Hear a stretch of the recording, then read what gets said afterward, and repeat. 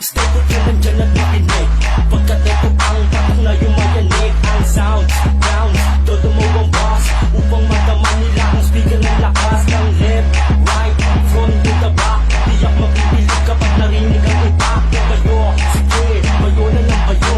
Ganyan ang check namin at kumapit na kayo. Kapag hawak ko ang manobela, sit and then relax lang akong bahala. Di ka malilate sa iyong paroroonan. Pagkat swerte ka dahil batok ang iyong nasakyan.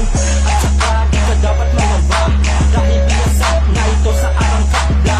Yan na ang tunay na patokista. Dito sa lugar namin sila kalista.